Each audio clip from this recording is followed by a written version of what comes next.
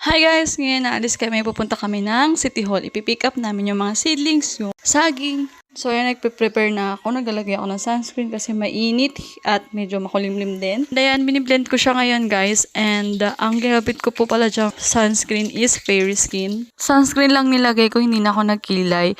At hindi na rin ako nag-makeup. At ilang din yung suot ko. Tapos nagsandals lang ako. At ayan, nauna sila sa akin. Ako na rin nagbukas ng gate. Ayun, papunta na rin kami sa City Hall. At ayun na nga, hindi na nga ako nagpahuli. Naglip tint na lang ako dito sa sakyan. Para hindi naman ako magmukhang walang dugo. At nang makarating na po kami dito sa City Hall ng Karkar. At agad naman din kami dumiretso sa Department of Agriculture. Mabuti na lang at konti lang ang tao kahit na weekdays. At ang bilis lang ng process nila guys. Nagpapirma lang si Tatay JB ng mga documents sa office ng mayor. At ito na, papunta na kami doon sa plant nursery kung saan makukuha namin yung seedlings at yung mga saging. Ang kinuha na namin dito is banana at talong at mangga.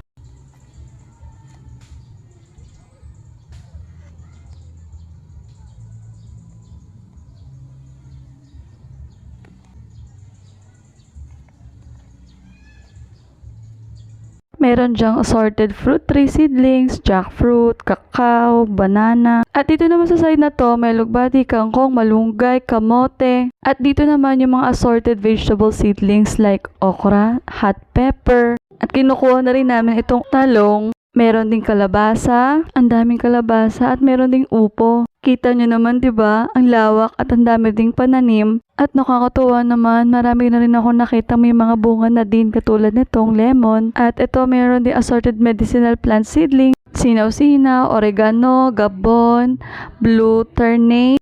At namulaklak na rin, meron ding turmeric, meron ding sibuyas, at marami pang iba. Makukumpleto mo na rito ang bahay kubo sa dami ng tanim. At kinukuha na ni Tatay JV yung mga banana at ilalagay na sa sasakyan. Tingbab, onion, at ginger. At dito naman yung mga assorted fruit tree seedlings like lemon, calamansi, cranberry, marang, cacao, jackfruit, at papaya, guyabano, bayabas. Din silang native chicken. Biruin nyo yun, para lahat na halos nandito na.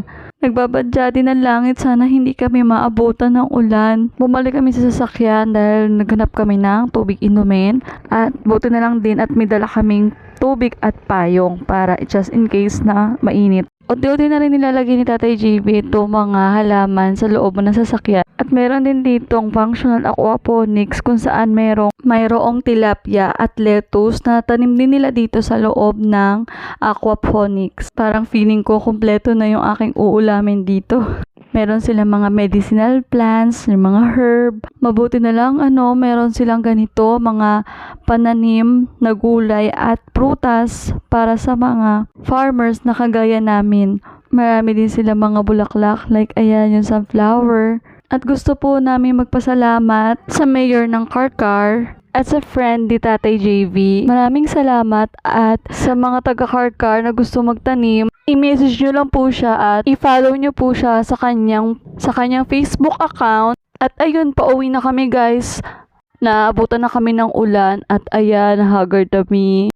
Update ko na lang po kayo sa mga tanim namin. So yeah, follow for more.